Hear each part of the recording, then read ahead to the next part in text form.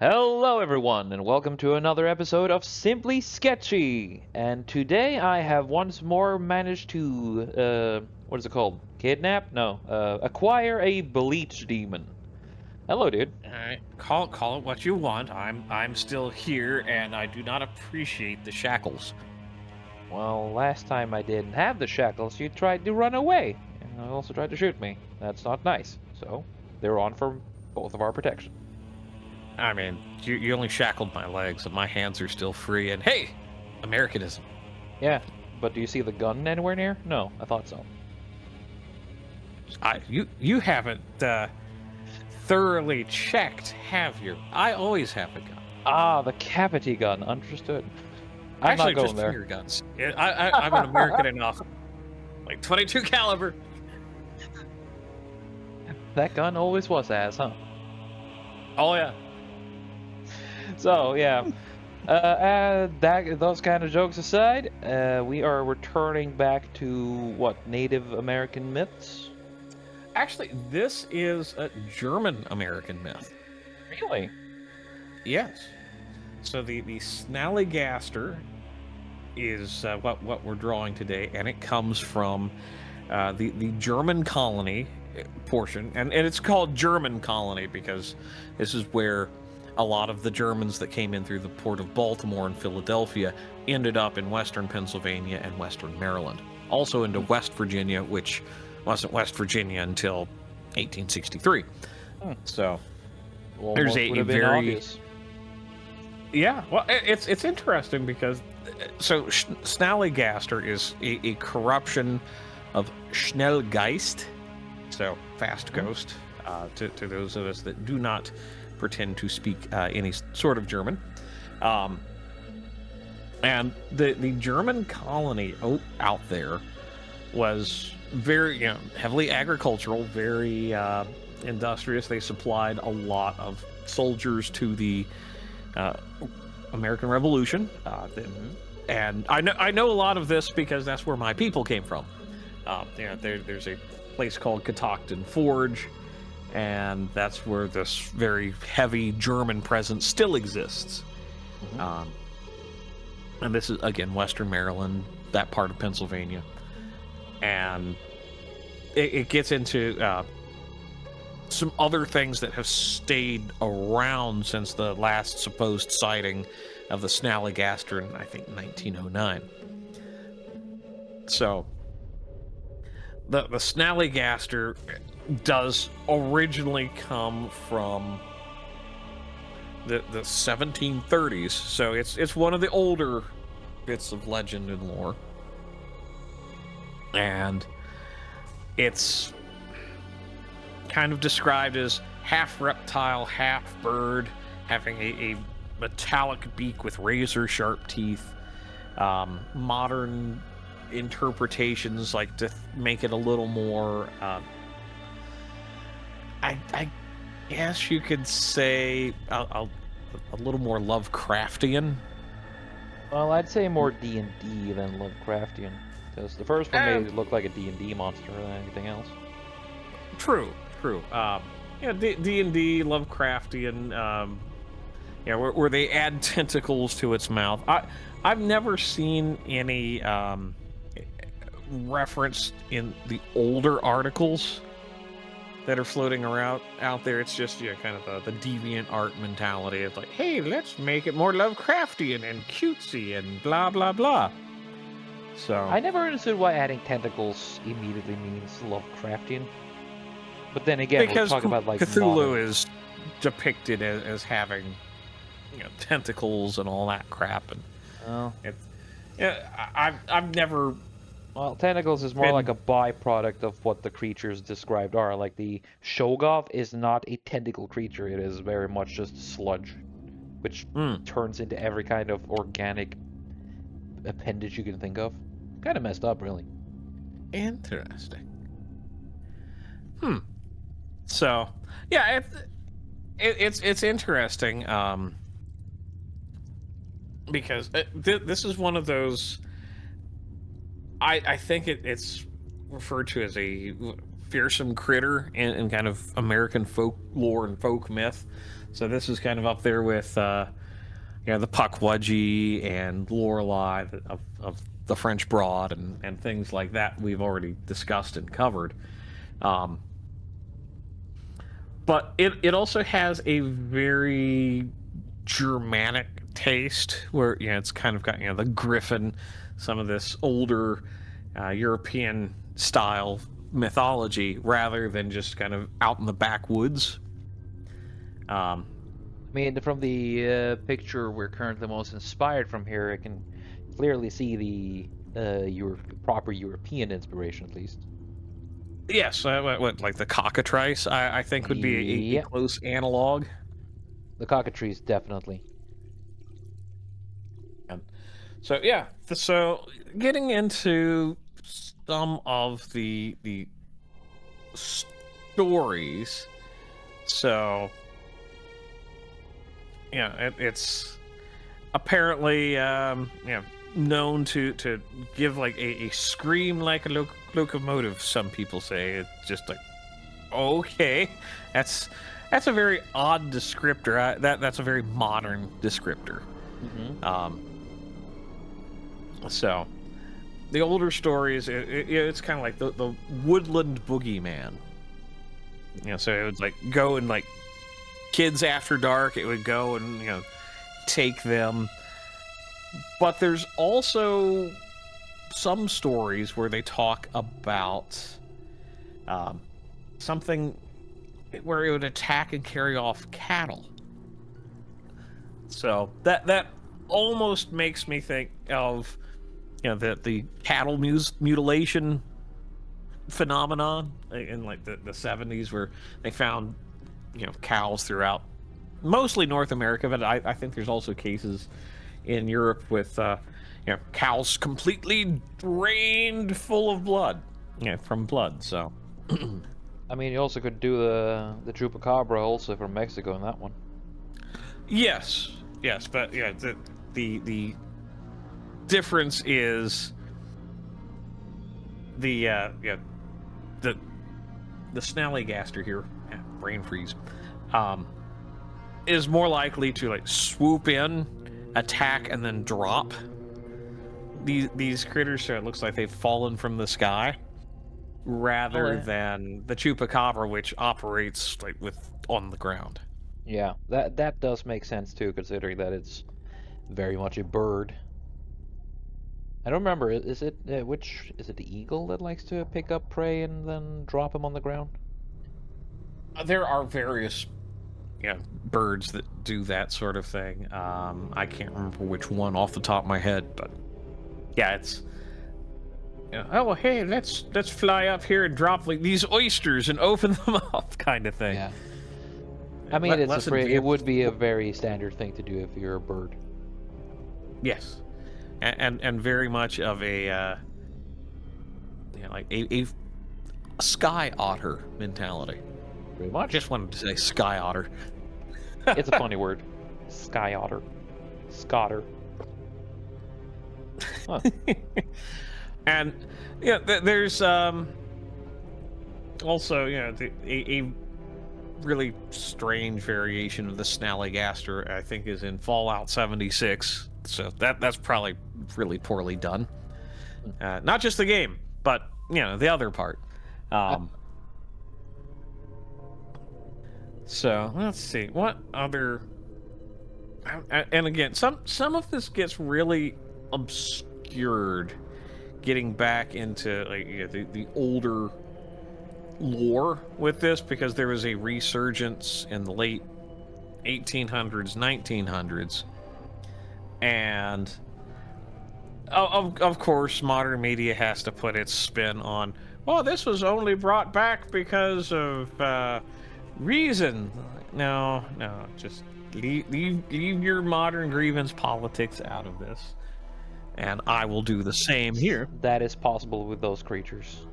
Yes, yeah, and I can understand why maybe it was kind of brought back for some people, but the fact that it does go back further and has the very Germanic name, rather than something like Thunderbird is typically more of a popular name for that sort of thing. Yeah. But Let's see. it's so a lot of a lot of this kind of comes into this interesting realm of it's something that was reported, and then 200 years later they're trying to use it for a different purpose, which again interesting. And so let's see. Let's try this. Yeah, what do you think about this sketch? I'm liking it. Trying to get a sort of a mid-flight kind of idea going here. Mm-hmm. Not spread wings, but sort of in a semi-dive. It's yeah, shot. like you're a small child in the woods. Yes. Oh, potential comments could be made, but you know, let's not talk about about subway people. Hmm.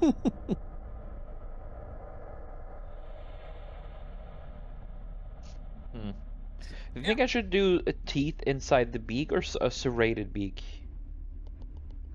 I kind of like the way it is now. All right. It fits in with the older, tales of it. Yep. And we're keeping this.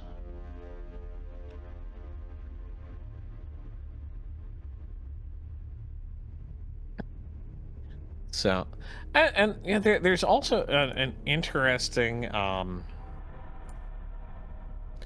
of,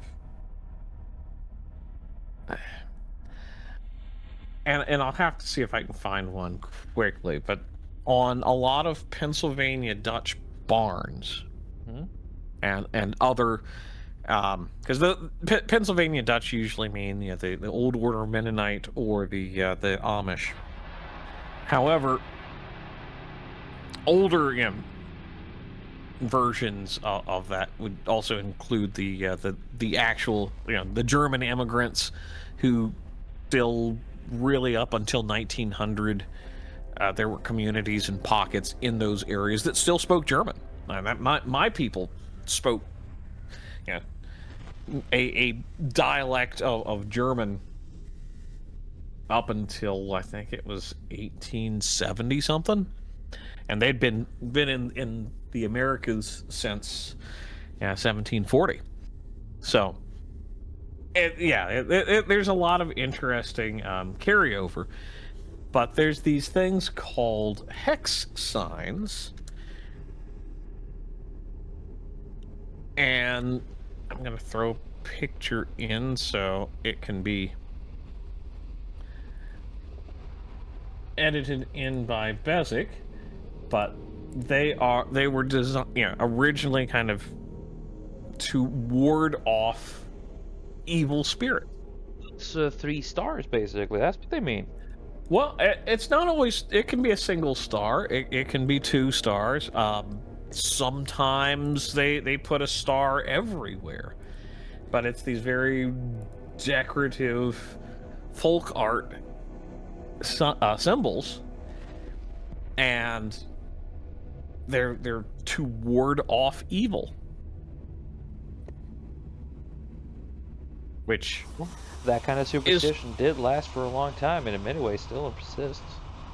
And it's something where I think there's something deep to it, because the sort of symbology goes back thousands of years in European folklore and myth, because you see other variations of it. So I mean, when the in the Orkney Islands in Scotland, I think that's the Orkney Islands, there were a lot of Norsemen who settled there, right?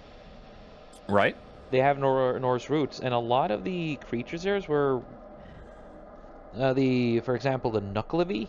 Sure, it is has a lot of Scottish traits, but is also very much inspired by Norse mythology in many ways. Hmm. This skinless rider fused with the horse, head much larger than the body. That kind of more for that kind of disshapedness is very common in the old myths in Norway, in Norwegian mythology. It's kind of like a troll in many ways. Interesting. Yeah. Huh. It's a fun little fusion. I want to try to do the Knuckle V one day. It has a very interesting history. Well, because that's an interesting thing. With that this part of the United States, and really up until I would say the 1950s and 60s, with these very strong cultural roots and identities, you would get these interesting regionalisms, and the Snallygaster and the hex sign being one, but you would also see some of this drift through other parts of especially Appalachia, but you see it throughout any region. I mean, you've got, we've covered the Puckwudgies, we've covered the some of the Bigfoot lore. Argo Pretty much pelters in the cover. It's Northwoods. very common along cultures in general. It's not just an American thing or a British thing, but it's very much but every we have traveling one. But we have strange fusions. That where it's like we take elements from everybody else that settled those lands and just like ram them together in very strange ways. Yeah, creating so it's like something we'd take something different. Yeah, it's like we would take some bit of North mythology and then somehow make it into this hybrid with like French and Spanish culture, and then throw in some Native American element, and it's like, yes, here you go, have a thing. It's like, this doesn't make any sense. Well, suddenly I have a freaking platypus. Oh wait. Yeah. Australia is always the end result. Yeah, it is. It's pretty much it's just real life Kael'did for the people who played Elden Ring. Let's see. Yeah. I like this brush. It's very like, as you can see, it's very messy, and I need to do this in order to get it. But I do like how, I don't know what's the word for it. Rugrot is the Norwegian one. That's also a local word. Eh? Yeah.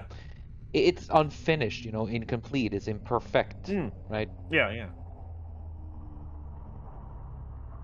Let's see.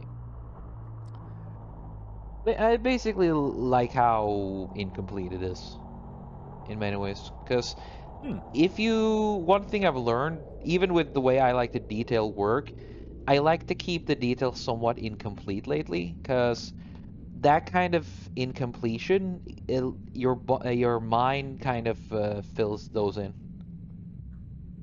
I mean, it does add a bit of, you need to look at this to actually get it. Yeah. And that's good. Pretty much. Pretty much. Let's see. Making the feathers a bit rounder than what the image you originally showed me, so... That's fair. I mean, you've got to make it your interpretation. Pretty much. So... let's see. Okay, apparently they've got a museum for the Snallygaster. That's interesting. It's also been apparently, by some interesting people, called the American Dragon. You can see why. It gives me some real Wyvern vibes, this. Yeah. Alright. It's like if somebody... Yeah, but it's like somebody took a Wyvern and crossed it with a hawk. and or just added feathers to a wyvern. Yeah. Yeah, in a way. Let's see.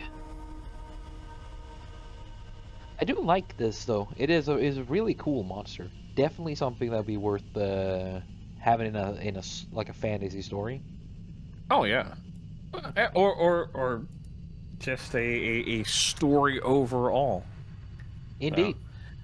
The, Like the, one the, thing, if there's one kind of story I wish we had more of, it is take it back to the colonial days. Firearms aren't just a completely new thing. It's been around to the point where you have revolvers, right? mm-hmm. And then you introduce more like supernatural things into it. Kind of like an Ichabod's Well, crane, but there are people who specialize in confronting them. You know. yeah, yeah. Well, so there's an kind of an interesting article with a clear early Photoshop that I've included, Okay. but it talks about um this hunt for the Snallygaster in February 1909 in part of Maryland. 1909, yes. So it's one of these where they kind of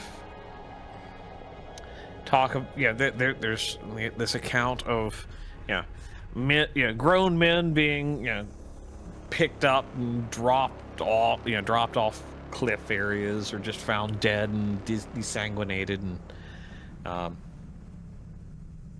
It is a really cool way of saying emptied of blood. yes, it's like defenestration. Fun way of saying thrown out a window. Sir, he has been we can't find the union. We can't find the union leader. He's been defenestrated. Yeah. Well, so here's one of those bits of folklore, kind of like the Jersey Devil.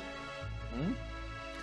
Supposedly, yes, because the Jersey Devil was supposedly seen by Bonaparte's son or nephew and a U.S. president, which I'll double check which one.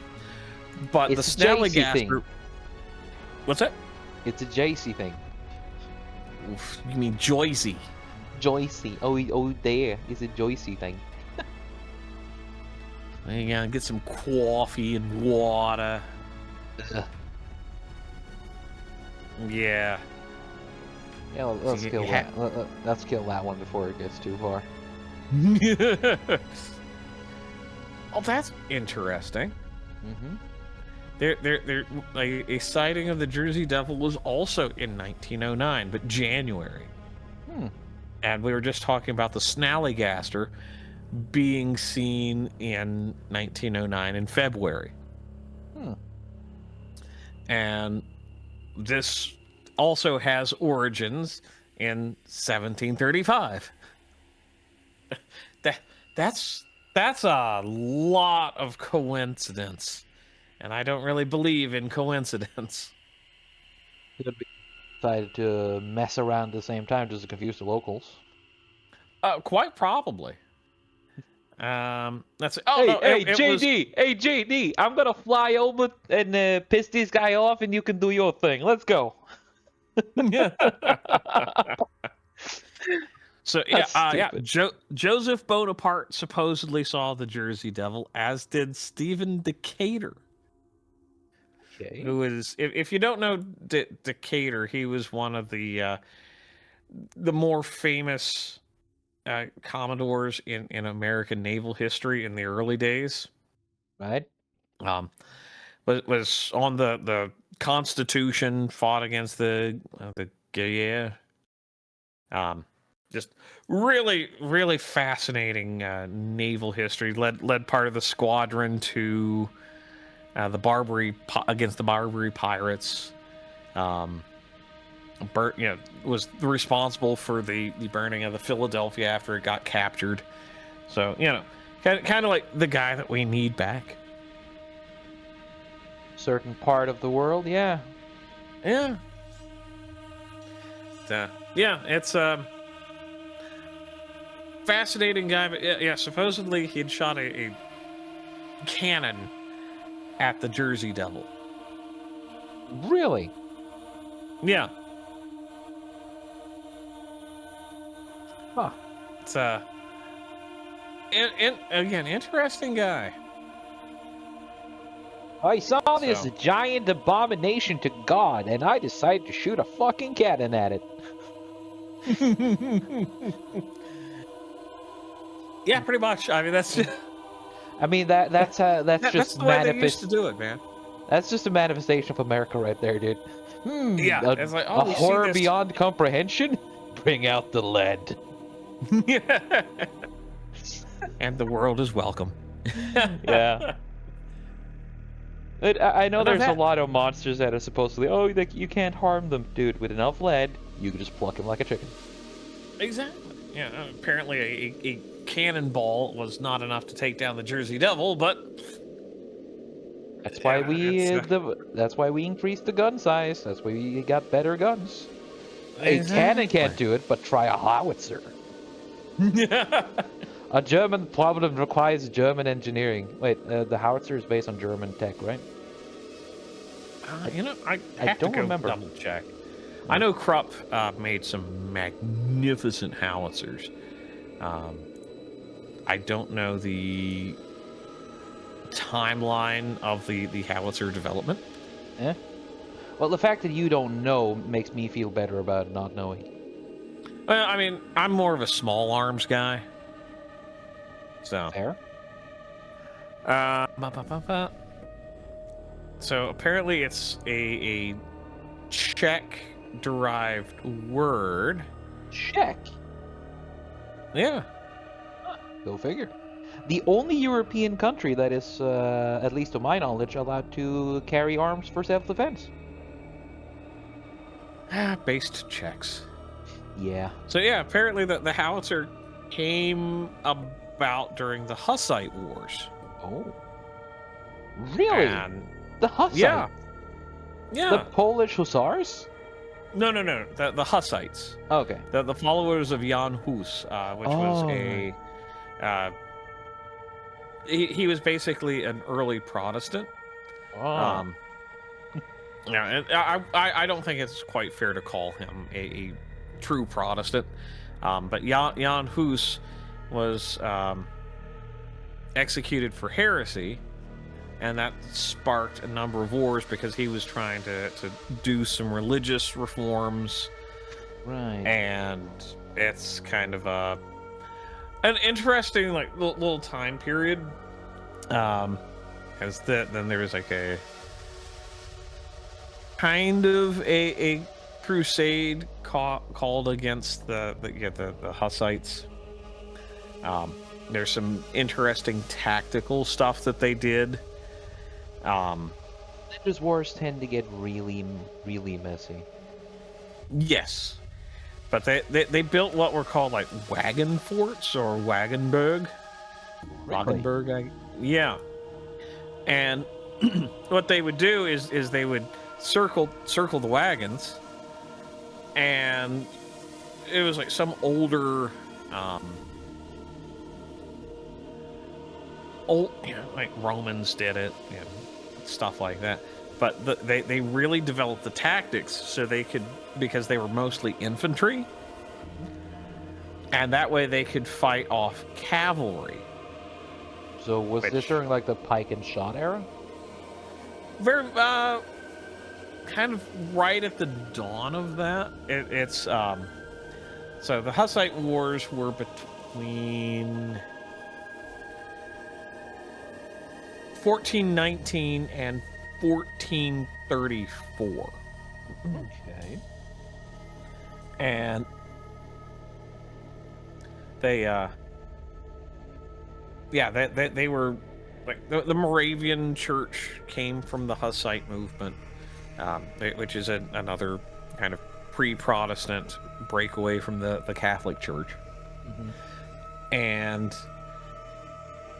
it was sparked because, you know, Jan Hus was speaking out against some of the corruption that had taken over the Catholic Church. And so fickle, even though the divine itself is less so.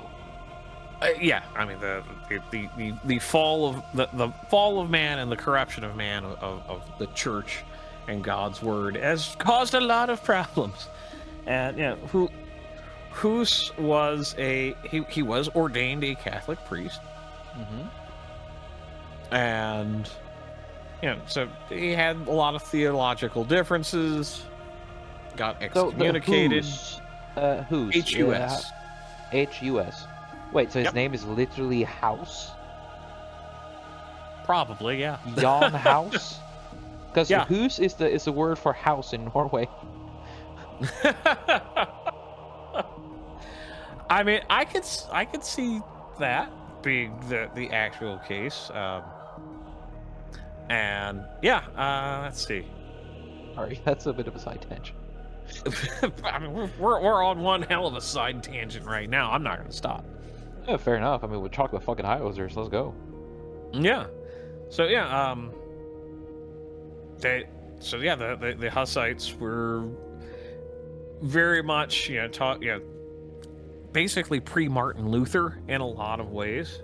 You know, they went talking about you know, the poor use of indulgences with the pay-to-play aspect that was common at that time. Yeah. You know, it's like that has evolved since then, where basically it's doing certain acts rather than paying, yeah, like giving, yeah. Basically, you could sin to your heart's content. The only thing you had to do would be donate money to the church later. That's the way it became, and that's always been the kind of point thrown at Catholics for this time period. And it's not the way it's really intended. It's basically saying, you know, you get less time in purgatory for living a sinful life if you do, you know, like certain prayers, go to pilgrimages, go to certain shrines, churches, like caring for the sick, that sort of thing. Makes sense. You know, the sick and the poor. You know, that's the way it is now and was always intended to be. But there's always been bad actors within any organization, and you know, the Catholic Church is no different. No.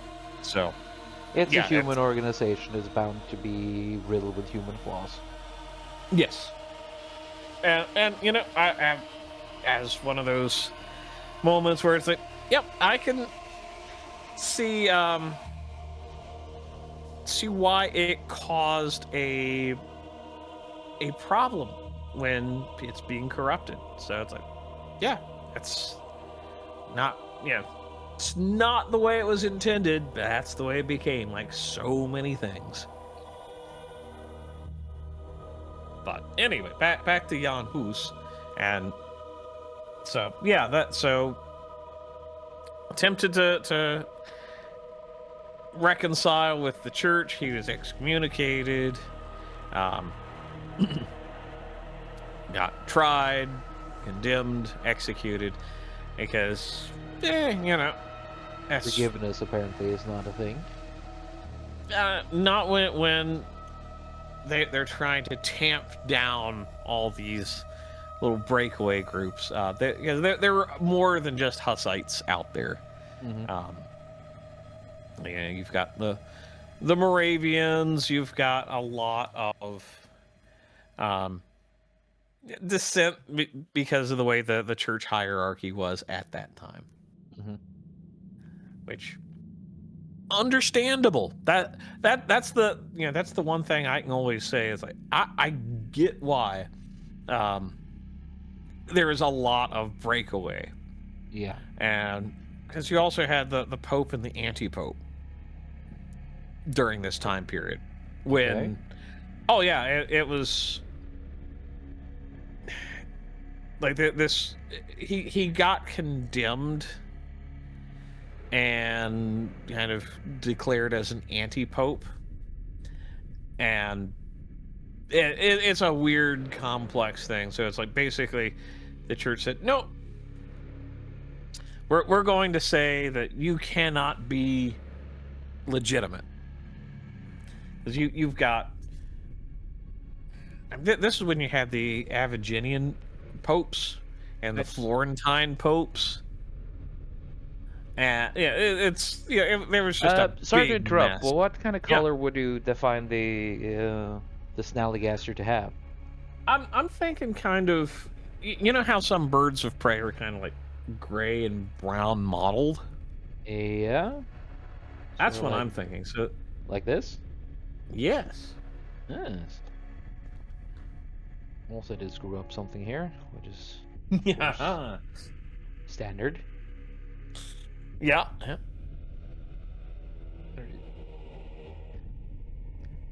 All right. What did I forget? Ah, yes. Hmm. That tiny opening there of a single fucking pixel. Ha ha ha ha. I hate when that happens. Yep. Let's see. That's the death of the artist right there. It's the small fucking details that get you. Always. Anyway, there you go. Look at the birdie. Yes. And the lizard part, you say? I would go with kind of also a different kind of a scaly green, maybe mottled, because I've seen some reference it to being red and black, kind of like Right. a corn snake or rattlesnake. So, what if I try sort of like an old reddish brown like this? More muted than red. All right. This? That's better, yeah. Because I was kind of imagined it looked like it had some rattlesnake or copperhead colorations to it. That color. Okay, gotcha. Yeah. Well, yeah, and that way it also blends better with the bird feathers too. Yeah, yeah, because I just don't see something with a high contrast of this nature, something where it's, stalking other, people.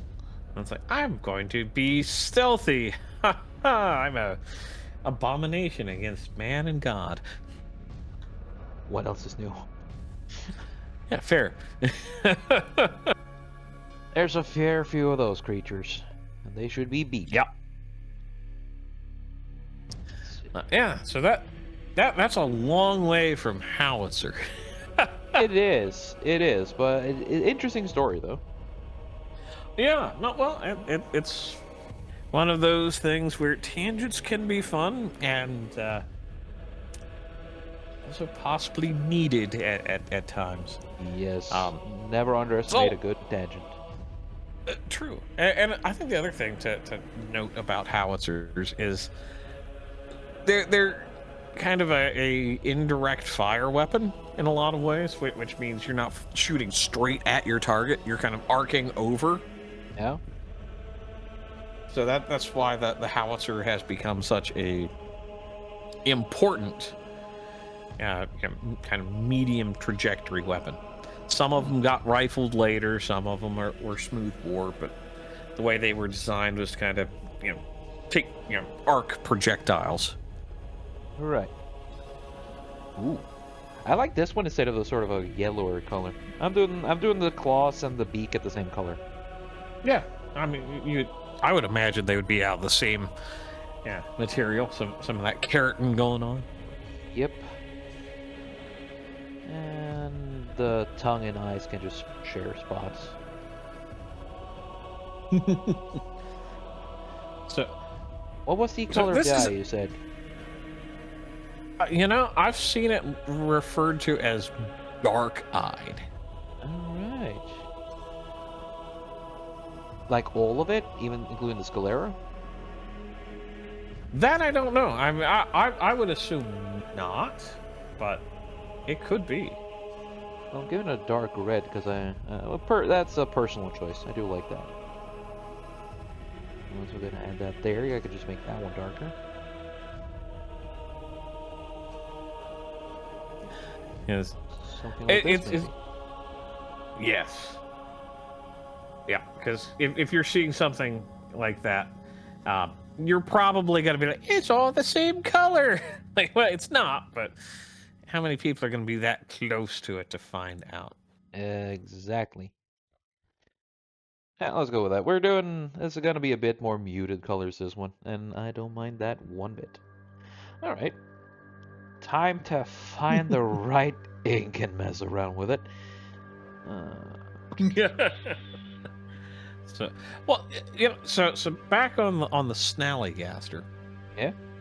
It was supposed to have a mortal enemy called the Deweo, Okay. which is a wolf-like creature that stood upright and used its forearms like legs, covered in a dark fur with a bushy tail, at least 6 foot tall, and according to legend, it's the mortal enemy of the Snallygaster, where they would have vicious encounters, and it's kind of a... So the Snallygaster were not a fan of furries, kind of is. Clearly, and vice versa. So it's kind of like, this is a weird take on... have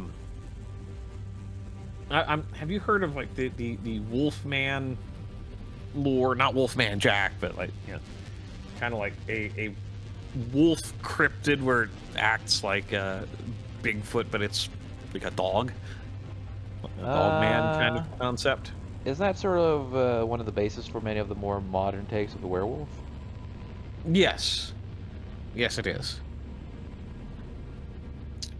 And yeah, the Deweo and the Snallygaster seem to be mortal enemies, which that's usually you don't get crossovers between the two. Well, I do like when you have lores between animals, mythological animals, or like cryptids. Mm-hmm. You do like a little bit of infighting now and then. Well, it does kind of get into that realm of, do these things have some sort of like, you know, more than just a time and space, or is there like a crossover between all of these things where, I mean, if there's a reality to them? Well, that would make sense if, again, if as a supernatural creature and they are linked outside of our realm, then would stand to reason that they would have their own kind of thing going. Sort of like us. Yeah. Yeah. Like, is there like examples in the real world of different animals having a bit of a rivalry with other species?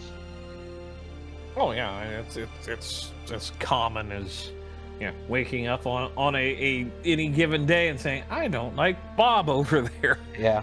So I'm thinking in relations to like predator and prey, though I doubt it's sort of like that with the Snallygaster and the wolf, but there's this sort of buffalo, which is a high-risk prey animal to the lion. They have this nearly instinctual hatred for each other. Mm-hmm. I don't remember. Again, this is I've heard it mentioned. It might just be bullshit, but I seem to remember to hear it because whenever something happens in the wild, they do always go for each other whenever the opportunity arises.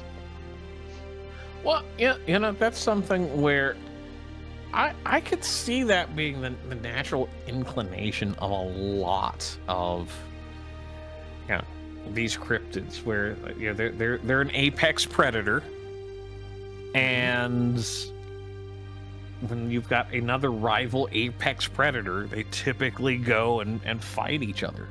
Yeah. And even if it's an apex predator, if they find a prey animal that just essentially has the perfect defense, they don't really get along that well because, well, it's a hard thing to take down. I Yeah. mean, hyenas, dude, hyenas and lions don't get along at all. And you know, one could easily take out the other, and you usually get these battles between them. Pretty much.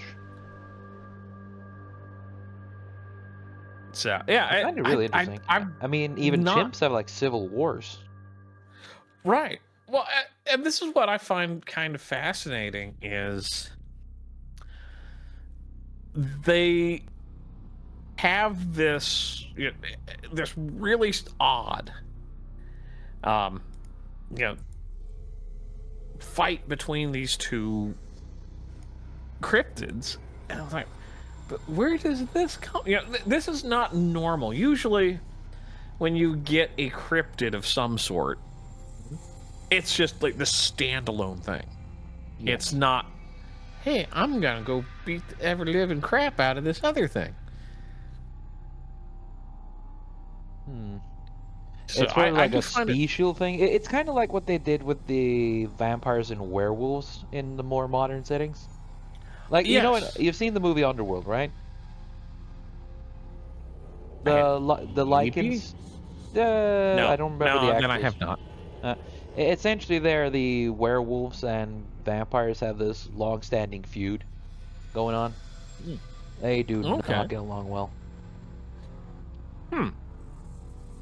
So, here's something that I know you'll probably pick up on. So, another name for the Dueo is Hexenwolf. Ooh.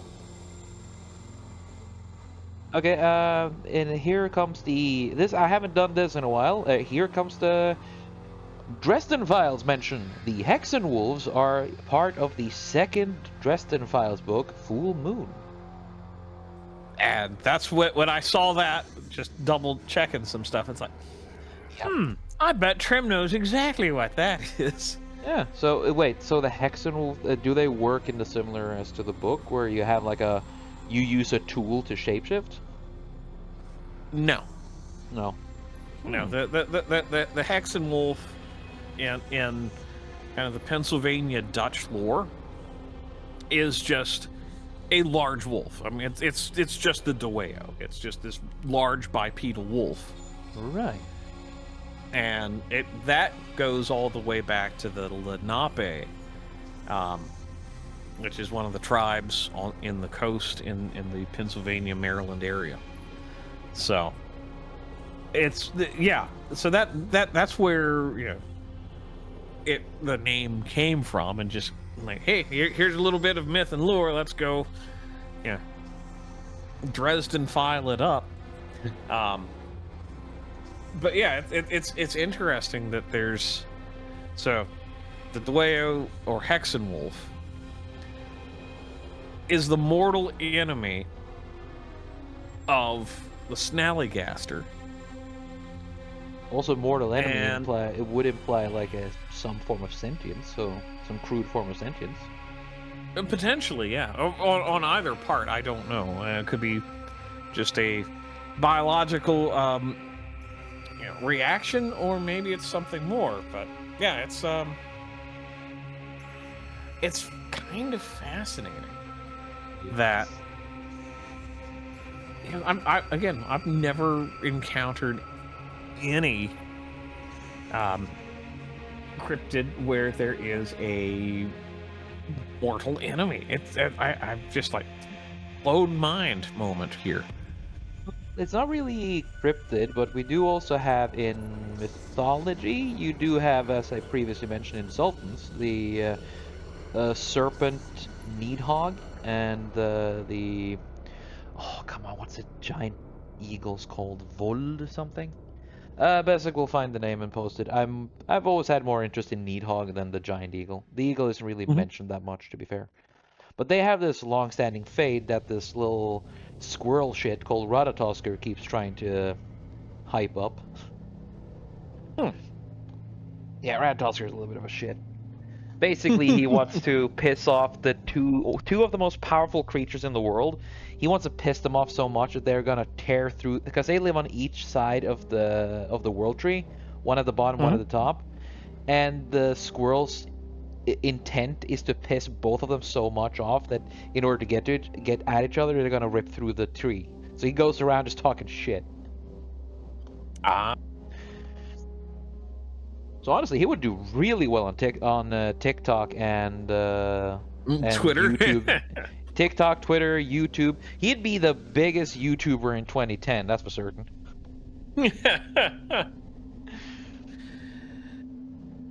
Yeah, I could see that. Yeah. Probably make an apology video sooner or later. With the ukulele. Of course. Fucking squirrel with a ukulele. I'm not drawing that shit. No. Unless if you want to commission me for it, I can do it, but I ain't drawing that here. There we go. What I want to do with this one, I don't want to start messing with this, so I'm just gonna keep it on normal. Okay. Oh, okay, I can mess with it if we have time later. It's difficult to avoid. What would be a good for this one? I still haven't learned the different maps, you could say, mappings. Night heron? What looks like scales? Maybe I should use a different shade. That'd be smart trim. That'd be genius trim. That would be brilliant. Yes. No. Definitely not.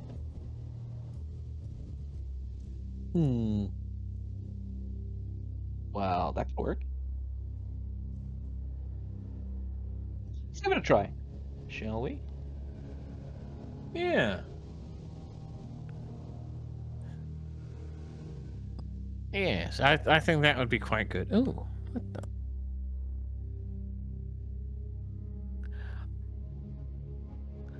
You found you found something interesting? Yes, there's some more cryptids that I'm not fully aware of, and I'm kind of like, I'm curious to see what those turn out to be. Well, and what you hear, guys, we have a lot of content ahead. We ain't running out just yet. It's like, oh no, I do know this one. It's like the Winnemucca Catman. Winnemucca Catman. We've done a cat girl here, technically, but the Catman, that's new. Yeah. Well, I'm pretty sure he catered to someone out in the world. He's sick fuck. If I remember that story briefly, like some kids were like out in a garbage dump. It was where kids used to go hang out back in the day, and used to. I mean, totally. Maybe they still do. Yeah, totally. But the cool thing is, they're like, hey man, that looks like what is that? Hey, it looks like a mangy cat, and then it stands up and like 5 foot, 6 foot, something like that. Ooh. Yeah, the Catman comes up and like claws their car door and they take off. It's a very kind of expected story, but there's that like, really, this is kind of cool. Well, that happened, sir. I did not expect that one. Yes. And then very, very typical early American newsletters. They decided to call him Bolampus Snallygaster Esquire. And repeat that for class one more time. What? Bolampus Snallygaster Esquire. The third, I assure you. Most likely, yes. They've got like this really crude, like fake image of it riding a bicycle, and it like, well, and I oh no, it did show up full screen. Very cool. That is just awesome. We see this one before it started. I don't know. I guess we wanted to be a bit more serious about it. America really I did mean, do silly shit. oh At yeah, this, we he's so absolutely happy. He's so happy. did. I'm on a bike, motherfucker. I'm on a bike. And it's a penny farthing bike too, which is even more impressive. I have no idea how people actually manage to use those darn things. Yeah. A Snallygaster on a bike. Sure. Yeah, yeah. I mean, why not? I mean, as I was saying, I just love this era of journalism because Yeah. they're having fun with it, and it's like And it's actual they journalism just too. don't care. When shit happened, shit went down. It's like, hey, we're gonna make something about it. The people need to know. Yep. And it's interesting because they refer to it, kind of like with the Mothman. Like somebody had shot a large owl. That must be the Snallygaster. Yeah. Okay. Bit of a joke going on. Mm-hmm. Yep. So. Catering to like both sides, both the people who are very superstitious and the people who are just getting more grounded. Yes. Yeah. I'm kind of in that camp. I'm more willing to believe some of these long established stories. Yeah. Um. I'm not opposed to that either. Again, when I say superstitious, it is more based upon how we talk these days. Oh yeah. No, I really do, go and define between something where it's just like obviously batshit, and something where it's more like, okay, there's some basis here. There's some reason why this started. Wait, so you're telling me that the Snallygaster the fourth did not ride on a bike? I'm saying that he did, but they're denying it now. Ah, how dare they? Yeah.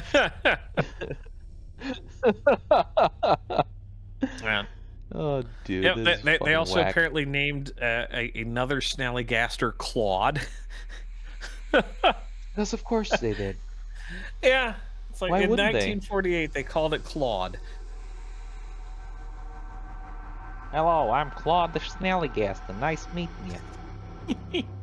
Why I'm giving him that accent, I don't know. Just deal with it. I'm not gonna question it. Just going with it. Yeah. Fuck it, we roll. Let's see. Well, yeah, and just kind of another interesting aside.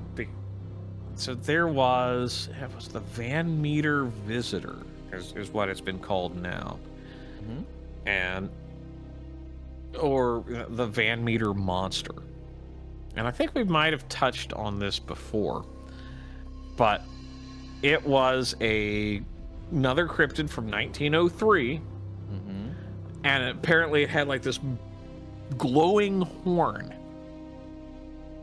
Right. And they chased it to an abandoned mine opening, threw dynamite in, and basically sealed the hole because there were like two of them in there, like an adult and a sub-adult. Yeah, that sounds really familiar. Yeah, I think we've discussed this before. It was like Van Meter, Iowa. Yeah, it was during our chat about the vampire. Yes, yes, it was. And yeah, it's interesting because it supposedly flew. It only had wings and legs, didn't have any arms, and there's a description of it like climbing down a telegraph pole and then kind of hopping around. Okay, so it's like the animal version of Jack the Ripper or some shit. No, no, no. No, not Jack the Ripper. Fuck, what's it called? The Spring Heel Jack? A bit. Um, but it's kind of that interesting.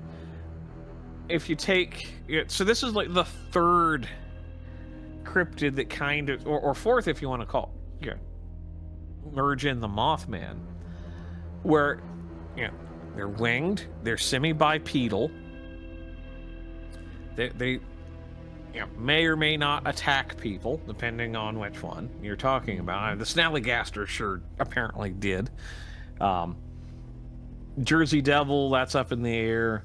Van Meter monster, not so much. And then seems like the Van Meter monster was directly. more into just scaring the shit out of people more than anything else. Yeah, exactly. But it's really, and then we talked about the pie saw bird too. Yes. That was taken out by like a warrior who had his vision, right? He basically consulted the hereafter or the gods or some shit, right? Yep. And only killed one of the pair. Right, there were two of them. Yes. So it's just very it's striking me very strange right now that we've got the Snallygaster, we've got the Van Meter visitor, we've got the Mothman, we've got all Jersey Devil, and they're all kind of the same kind of vague description, and the pie saw bird plus the Thunderbirds. It does make you say, why are these things kind of connected? Why do they feel very connected? I mean, and most, with the exception of the Mothman,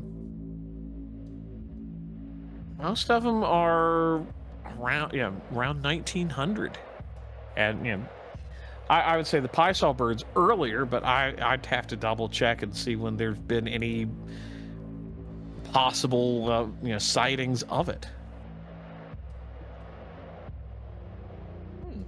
Interesting.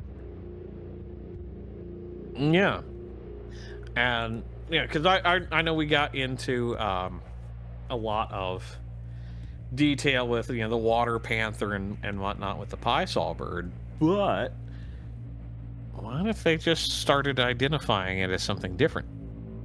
Yeah. So I mean, in Roman mythology, the gods, the entire Greek pantheon just got a name change. Mm-hmm. So I do think also Zeus inherited a lot of his father's tendency of eating his kids. Well, I mean, he had to make them first by force, apparently. Bad Zeus, bad. Zeus, don't stick your dick too late. Zeus, whatever you do, don't add. It's too late. There are some problems caused by Odin doing a little bit of that too, but at least he knew how to just keep it in his freaking pants. That's why you don't wear a toga, guys. Makes you do weird shit. But how does that stop the Scots? That's it. It doesn't stop them. We're talking about the whole civilization of men wearing dresses and skirts. Bring it, monkey.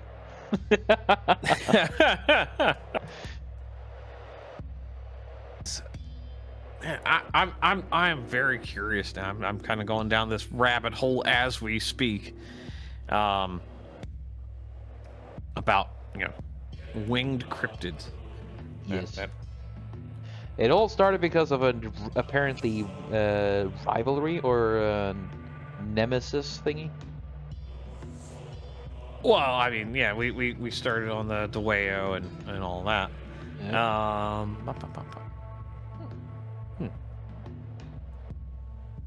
Okay, I think this looks a lot better than it used to. What do you think?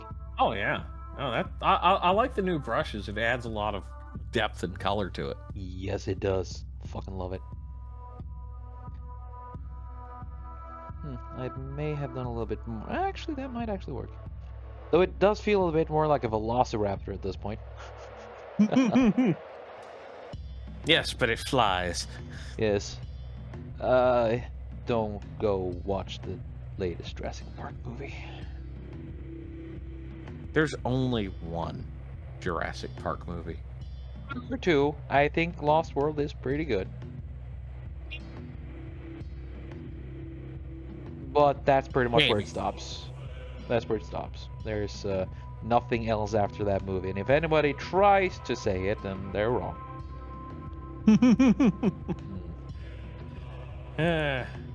You know, it's interesting always getting into the fearsome critters. Yeah. Because there is definitely the exaggeration. Sometimes it's kind of the okay, what caused this? What caused people to say, aha, this is a thing?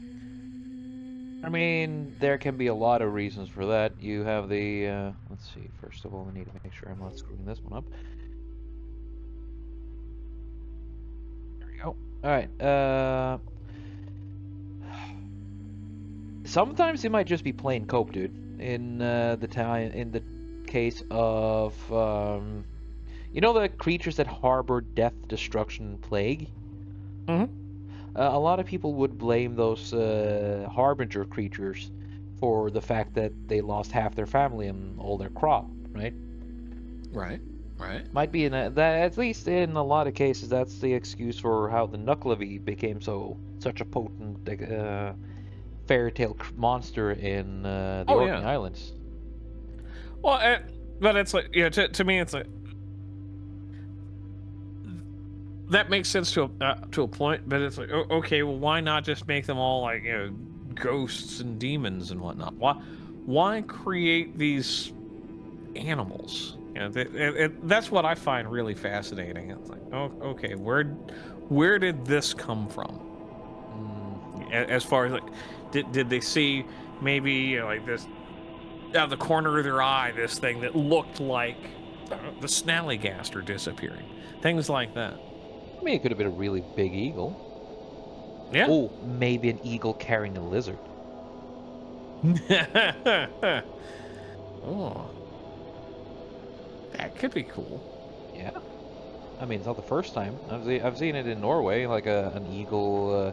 Well, it wasn't a lizard, but it was definitely an eagle carrying a massive fucking rat. Mm-hmm. And it would be easy, or a snake. And as you just said, yeah, it's like, yeah, why not? Exactly. And it's just one of those like, oh, so you saw your cousin die a horrible death, and then this bird carrying a snake flew past. I don't know. And of course, it might just be people whacked out on some interesting recreational things. Mm-hmm. Or somebody didn't heed the doctor when it said you need to ease up on the alcohol, dude. But I see pink elephants. Yeah. That's one of my favorites. But yeah, I love how like these strange things get created, and it's either they're real or it's a cope for trying to figure out what the hell's going on. Yeah. And maybe they attach it to animals because either the inspiration of it was an animal or it is the only thing they can understand it. Like, if we're gonna go back to the Cthulhu mythos, the only reason why Cthulhu has a dragon body and octopus head is because that's the only thing his brain could interpret it as. Because Cthulhu himself doesn't really have a form we can comprehend, but the only way your brain can wrangle some kind of sense out of it is by, okay, that is slightly octopusian, and we're slapping on a draconic look there, European of course, and even that is just a fraction of what he truly is. Yeah, and I kind of like that. Yeah. Yeah, because it's definitely that level of. I'm trying to remember the term right now. It used to be in my vocabulary regularly. Basically, your brain sees an image and it just says this is what it has to be because nothing else makes sense. I mean, it's a Exactly. biological fact. Yeah, Yeah. that's so. I know That's exactly what fascinating. you're talking about. Like even in Dresden Files, that stuff is kind of played with. Though in some cases, it is because it's your instant reaction of seeing the supernatural in Dresden Files is that people is I try to rationalize it immediately for people who've never seen the supernatural, right? Yeah. So they start being like, oh, okay, that was just a dude doing this. That was just a thing doing that. That was not a giant monster I just saw. Because that wouldn't be real. Because that's fucking weird, isn't it? Yeah, that's weird. Stop being weird, dude. It literally just start gaslighting each other, just gaslighting themselves. Because the reality is And just too fucking scary. it's a fascinating thing, and I'm sure Bezic will just plonk that definition up there while we're spurring on about it. But Thank you, Bezic. yeah,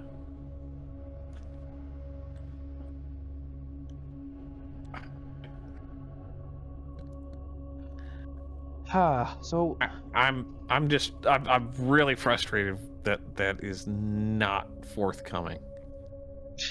we all have moments like that. It's part of our age, dude. We ain't the young ones anymore. And I was the young one. I still had these problems. What are you talking about? Eh. I'm gonna catch up sooner or later. Dementia's in the family, so you never know. Yeah, never too late to start, apparently. Yeah. Let's see. Sorry, I'm not saying much because I'm a bit focused here. I want to get this right. That was gonna bother me, and I don't like being bothered. Oh, bother. Pareidolia, there we go. Yeah, Oh. took a while to figure that out. Bezic's just laughing in the background. No, of course. Big lol just popping up on screen, or a GIF or someone fucking chuckling. It's a real chuckle fuck when he wants it, ain't lad. Let's see. There we go. Now to do the eyes and mouth, and we're pretty much done. I'm just gonna slap on a real quick and easy, he says, background, and we'll see what happens. Sure. It's me we're talking about. I know my own reputation. Let's see. Just getting the sass out of the way before Beza can do some kind of sass posting here. Let's see. Yeah.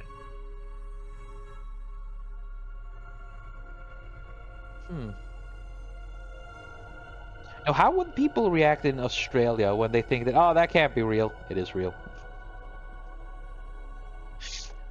You go in the outback, like, yeah, no, that can't be possible. Turns out it is possible. Oh, hi there. I'm a massive spider that looks scary as fuck, and I'm harmless, by the way. That's a nice car you have. I'm gonna move right in. Hey, is that a dark space that you've got there? All right. Nice. I'll pay my rent by killing unnecessary pests and bugs. But I'm also massive. Don't mind me. And also scaring the absolute shit out of you. Yeah. Did I mention I don't like spiders that much? No. No? Okay. No, not at all.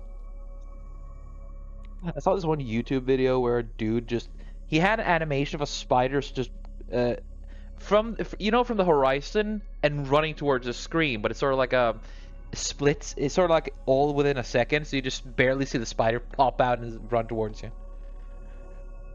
That freaked me out the first time I saw it. Like, Jesus. I mean, trapdoor spiders are pretty gnarly and weird in and of themselves. Well, they're fucking terrifying, dude. You walk by and suddenly poof. The movie Eight-Legged Freaks. It's sort of like an American movie. It's really good. Fucking freaky, but it's damn good. and it has mutated spiders attacking a small town. Mm-hmm. And there are trapdoor spiders that get mutated, and they end up freaking using the sewage, like the manholes, as covers. It is freaky to think about, just walking by. And after watching the movie for the first time when I was younger, and I walked by one of those manholes, I was like, no, just no. I'm gonna walk around it. I've seen the movie. I don't want to go that way. There you go. Let's see. I want to do this actually. Wait, should I?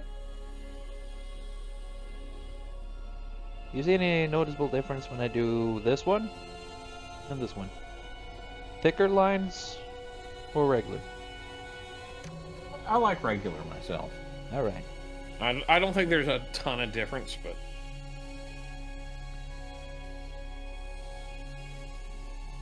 There you go. Maybe a little bit weaker. oh yeah, there we go. That's Yeah, good. keep it at 74. There we are. There's the Snallygaster in all its glory. Honestly, pretty happy with how this one turned out. Yeah, no, I like it. It gets rid of some of the stupid elements, like the look at that, it's got the the tentacles coming out of its mouth that we've Yeah. seen depicted. So And the raptor that looks like a freaking bike. yeah, I'm a raptor on a bike. Yeah, let's go, everybody. I mean, come on, Bovalopus Snallygaster Esquire looks pretty rad on his bike. I'm not jealous at all, I swear. You know, if I could fucking use a bike like that, I'd be happy too. I'd be having the same freaking grin, just like he. I mean, yeah, Let's see. part of me is like, man, I wish we could go back and draw that one too, but yeah, there's just something about that image that makes me happy. Wait, what? Ah, come on, you dumbass. Collapse. Doing this. Oh, here we go. That's kind of what I wanted to achieve. Ah, yep. Yeah, if you wanted to, you could like, draw a little penny farthing bicycle in the background. Just like a Fine. little stick image. It's just gonna be a sky penny farthing. Fuck, wait, haven't I seen that somewhere? Oh shit, I saw that in a Popeyes cartoon once. Oh, He made his own penny farthing bike and he just went through the sky with it. Popeye was fucking rad, dude.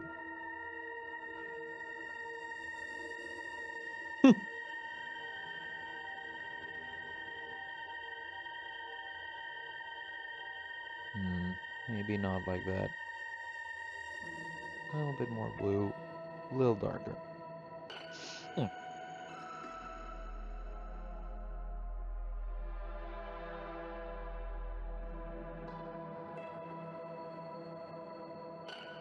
Yeah, I like that.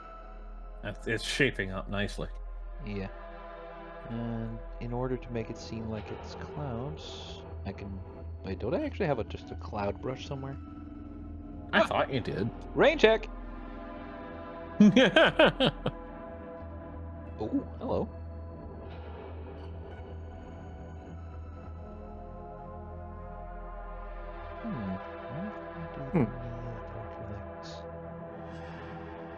Oh, that's better. What do you think? I like it. Yeah. Yeah, it kind of softens the background a bit. Yep. Flying over the clouds. Bleeding through a little bit there. Yeah. Sort of like flying through the twilight, you know? Mm-hmm. That's a word I'm glad is starting to become less tainted by certain things.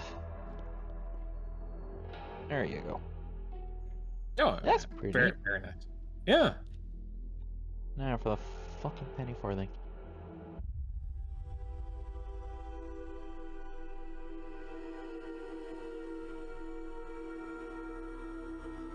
Let's see.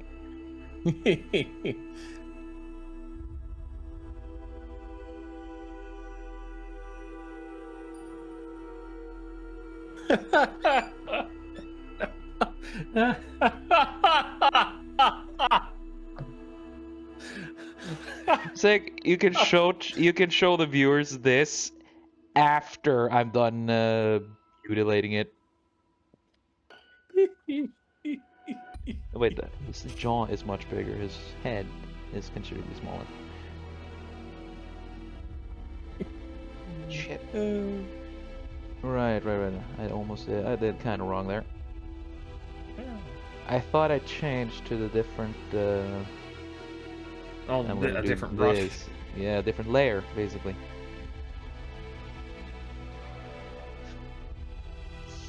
Okay. The most notorious bike in history. Or famous, depending on how you look at it. I mean, yeah.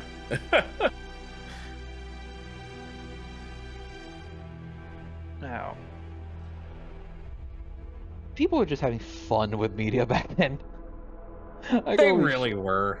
holy shit, Whoa. dude. Yeah, I have a reference line somewhere, don't I? Yeah, there Yep. you are, you little bitch. Oh, there's just something just so glorious. Yep.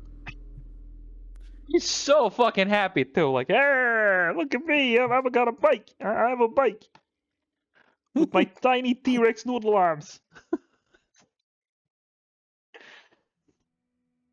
Let's see. Since I didn't use as much on the background as I thought, and yeah, we're under 1.5 hour. I got more than enough time for this.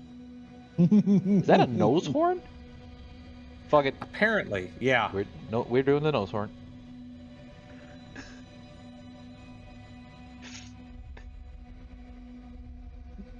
Let's see. And I assume that is his hairdo. Yeah, yeah. There you go. And I see those as wings. Yep.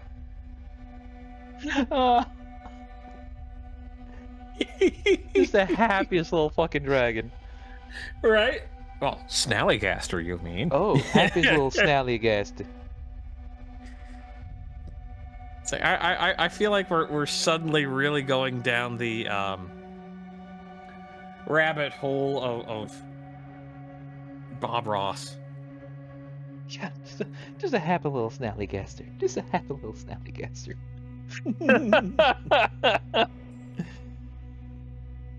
Maybe great outfit, just like that. And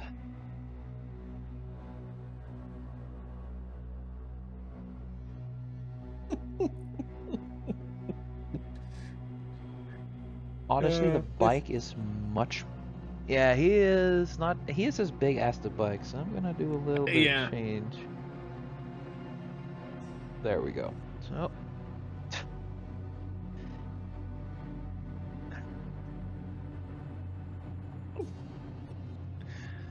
So who invented this? Who invented this abomination of a bike? The penny farthing? That's a good question. It's like from the 1870s, I think. Yeah, that's a good question. Eugene Meyer of Paris is now regarded as the father of the high bicycle or penny farthing. So, rather than James Starley, who I guess is Englishman? Maybe. So, yeah. Interesting. You only see the eyes, and then you need to look in there. Snallygaster on the penny farthing. Oh, that just makes me happy. Yeah, there you go. Don't say I don't do any fan service here. So here you have the original take on the Snallygaster, and there comes the little fella from the side. Hello there. Oh yeah. Oh, So that's too good. that is amazing. That's a lot of fun. Oh man. So this has been the Snallygaster with Bleach. Thank you very much for joining, dude. It's been a lot of fucking fun. I'm glad I enjoyed it myself. Glad to hear it. A big thank you to Besek for doing all the edits and going through all this. Thank you very much for hard work, dude. And another huge thank you to Robert Renato for letting us use his music always. Thank you very much, man. And another huge thank you to everyone who's taken time out of the day to watch and or listen to this video. I greatly appreciate you guys taking time out of your day to just look at this. Look at it. Look at the penny farthing Snallygaster. Bleach just sent me a bunch of dudes bicycling on the penny farthing in the Tour de France style thing. Jesus Christ, man. Thank you for that, Bleach, and have a wonderful day, everyone. Goodbye. Cha-ching. Ding ding ding ding.